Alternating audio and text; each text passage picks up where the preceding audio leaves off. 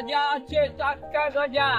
30 বছর ধরে এলাকায় এলাকায় ঘুরে গজা বিক্রি করছেন উত্তর 24 পরগনার অশোকনগরের ননীগোপাল কুণ্ডু ওরফে গজা কাকু। অশোকনগরের অলিগলিতে এমনটাই ছবি ধরা পড়ল। অশোকনগর ভৈরবতলার বাসিন্দা 73 বছরের ননীগোপাল বাবু সংসার চালাতে আজও ভোরে উঠে গজা বানান। তারপর অশোকনগর হাবড়ার বিভিন্ন এলাকায় ঘুরে ঘুরে গজা বিক্রি করেন। প্রতিদিন প্রায় 30 কিলোমিটার হাঁটেন। 73 বছর। বাড়িতে কে কে?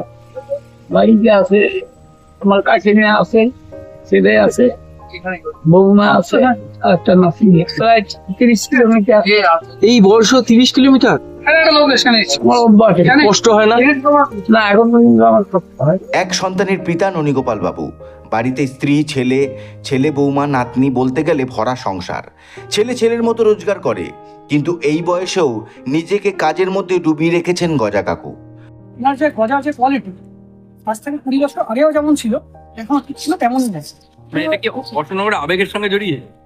আবেগ তো বলা যায়, যখন উনি এত বছর ধরে ব্যবসা করছেন, এবং সব থেকে বড় কথা যে উনি হেঁটে হেঁটে ব্যবসা করছেন। কিন্তু শীত, গ্রীষ্ম, বর্ষা, ঠিক আছে, উনি কিন্তু হেঁটে হেঁটে ব্যবসা করছেন। অত্যন্ত কষ্ট সহিষ্ণু উনি। মাথায় হ্যাঁ, এবং কত ভারী জিনিসটা। হ্যাঁ, অত ভারী জিনিস মাথায় নিয়ে এরকম ঘুরে ঘুরে ব্যবসা করছেন।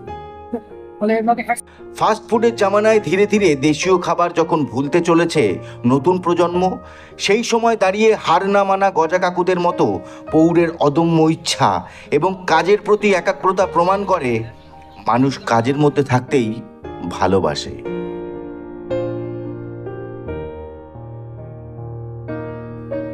এই খবরন।